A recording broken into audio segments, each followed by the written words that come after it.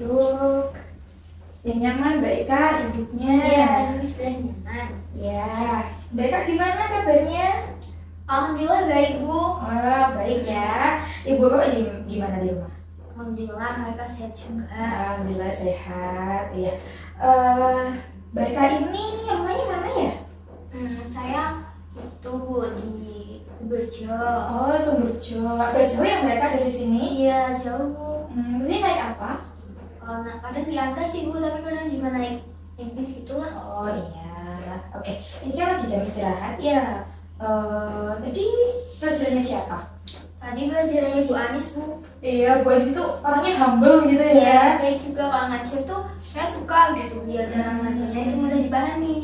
Iya, dulu Bu Anis itu juga satu kelas sama Bu Rina waktu kuliah. Iya, gitu ya. Iya. Itu orangnya juga enak banget, humble gitu ya. Jadi sampai sekarang gak berubah gitu ya. Iya, oke. Gimana Beka udah makan belum tadi? Udah, Bu, tadi saya bekal dari rumah. Oh, bekal dari rumah, dibekelin ya? Iya. Iya. Nasi goreng di rumah. Iya, dulu ibu juga sering gitu dibekelin sama mamanya ibu waktu masih SMA ya. Oke. Mbak Eka ini kesini mau mengikuti proses konseling bukan? Iya, Bu. Iya, udah banget ya. Sebelumnya Mbak Eka udah pernah mengikuti proses konseling? Sudah, Bu, tapi itu udah lama, kelas 11 dulu. Oke, kelas 11 ya. Ibu jelaskan dulu ya pada konseling. Iya, Bu. Konseling adalah proses bantuan seorang profesional atau konselor kepada konseli untuk menyelesaikan permasalahan si konseli seperti itu. Nah, selama proses konseling itu ada beberapa asas. Salah satunya asas kerahasiaan. Nah, selama kita konseling nanti ya, ibu janji nggak akan membocorkan permasalahan Mbak Eka kepada siapapun, termasuk temannya Mbak Eka atau guru wali kelasnya Mbak Eka atau guru mata yang lain. Seperti itu Mbak Eka. Berarti nanti misal saya cerita apa aja bisa terjadi biasanya. Iya, pasti terjamin banget Mbak Eka. Iya, Bu. Oke, selama proses konseling ini ada beberapa kontrak ya. Salah satunya ini nanti Mbak Eka. Nanti Mbak Eka boleh mengungkapkan ekspresinya Mbak Eka, baik itu sedih, kecewa, marah, menangis, tapi dengan syarat tidak boleh merusak fasilitas yang ada di ruangan konseling ini. Gimana? Iya, Bu, saya setuju. Oke, Mbak Eka kira-kira butuh waktu berapa menit? Mungkin 30 menit sudah cukup, Bu. Kayak 30 menit ya. Iya. Oke, sekarang Mbak Eka bisa menceritakan apa yang membuat Mbak Eka itu merasa gelisah akhir-akhir ini, atau masalahnya Mbak Eka? Ini Bu, kan saya sekarang sudah kelas 12 Ya. Nah, tentu saja saya mau lanjut kuliah. Sekarang jurusan saya kan di TKN. Nah, nanti mau lanjut mesin, teknik mesin. Nah, tapi orang tua saya tuh sepertinya pengennya saya di bidan itu, Bu. Terus saya jadi kayak bimbang gitu mau mengambil yang mana gitu, Bu. Oh, jadi Mbak Eka ini pengennya ke teknik mesin ya linear dengan jurusan Mbak Eka sekarang. Akan tetapi orang tua Mbak Eka inginnya Mbak Eka itu menjadi perawat atau bidan. Iya, Bu, benar. Ya, oke. Sebelumnya Mbak Eka, apakah orang tua itu sudah mengetahui tentang biaya atau pendaftaran yang akan ditempuh selama pendidikan perawat atau bidan ya? Seperti yang kita ketahui kan kesehatan itu memerlukan cukup uang yang banyak ya Mbak Eka ya? Sepertinya si orang tua saya itu cukup mampu untuk menjadi saya, misal saya di perawat atau di bidan, mereka bisa gitu, Bu.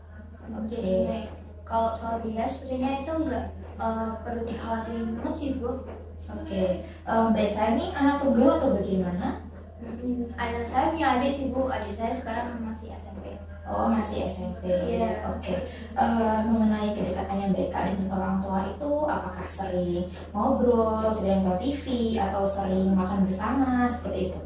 Kalau ngobrol itu sebenarnya saja, Bu. Nah, kalau nonton TV itu jarang, kan semuanya sudah punya HP, jadi mereka semua lebih fokus di HP. Terus kalau makan malam tuh Hampir setiap hari kita makan malam bersama.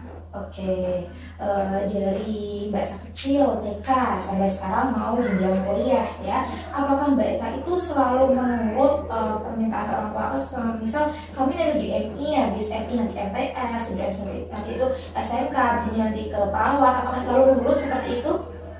Jenjang sebelumnya sih iya Bu, saya selalu nurut. Oke. Makanya sekarang itu saya jadi bingung tuh mau kerja sendiri atau orang tua saya gitu. Oke, nih Ibu bakal lihat nilai rapat kamu dulu ya.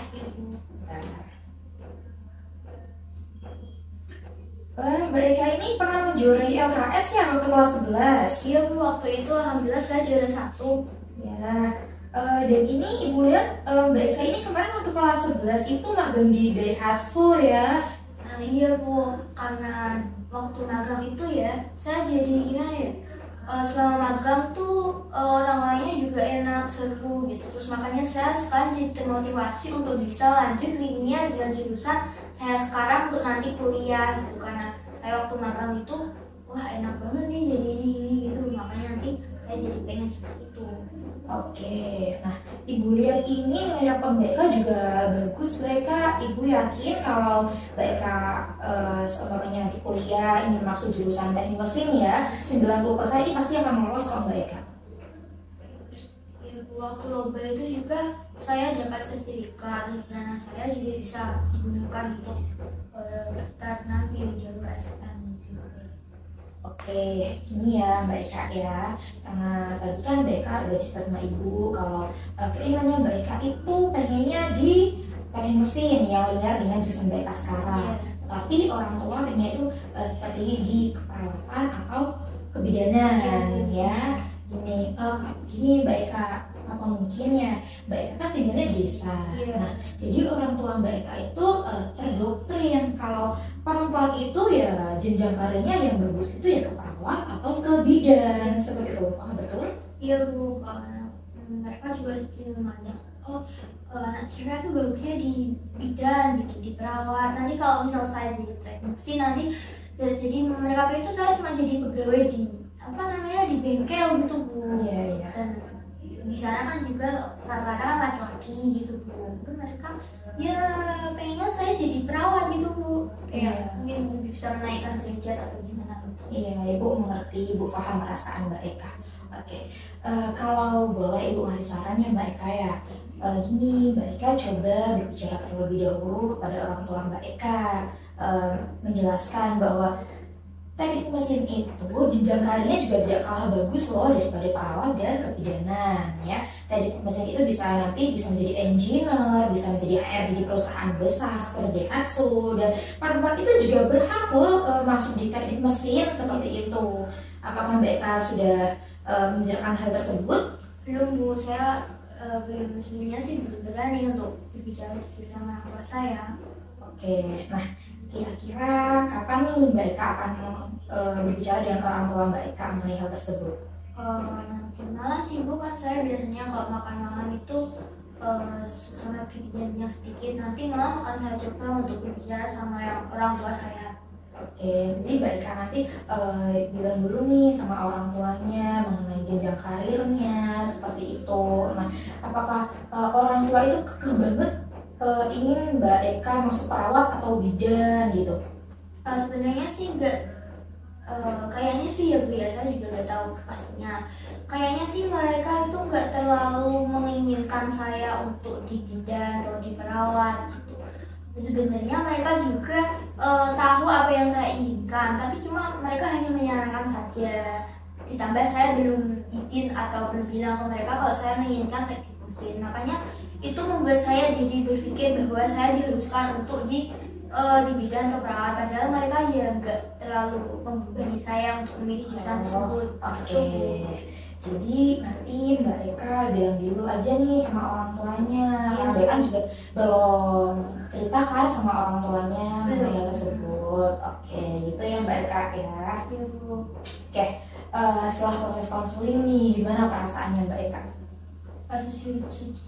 Sejujurnya sih lega, karena saya sudah mengetahui kalau yang Ibu sampaikan tadi, kalau bekerja di teknik mesin, mengambil jurusan teknik mesin itu nanti kerjanya nggak cuma di bengkel atau gimana, dan saya bisa memberitahu ke orang tua saya kalau nggak harus tuh saya ngambil perawat atau bidan, masih ada pekerjaan yang saya minati, jurusan yang saya minati yang bisa saya tempuh. Jadi saya sudah merasa lebih baik dari sebelumnya gitu sih Bu. Oke, bagus banget yang baik. Tadi lebih plong ya, lebih lega. Oke, Ibu senang sekali. Berarti pas konseling kali ini berjalan dengan lancar. Oke. Oke, saya rasa ini bentar lagi mau jam masuk pelajaran. Ya, bentar lagi juga udah 30 menit. Ini gini Mbak Eka, mungkin kalau Mbak Eka nanti ada suatu kendala mengenai jurusan yang mau Mbak Eka pilih ya, nanti datang aja ke Ibu ya. Pintu ini selalu terbuka buat Mbak Eka. Siap Bu. Ya. Nah saya mungkin hubungi Ibu terlebih dahulu kalau mau lagi ya. Oke. Dan sekarang saya ke kelas dulu ya Bu, kayaknya juga udah waktunya masuk nih. Iya. Terima kasih ya Bu sudah menerima saya dengan baik. Mbak Eka. Ya, saya pamit ya Bu. Iya Mbak Eka. Assalamualaikum. Waalaikumsalam.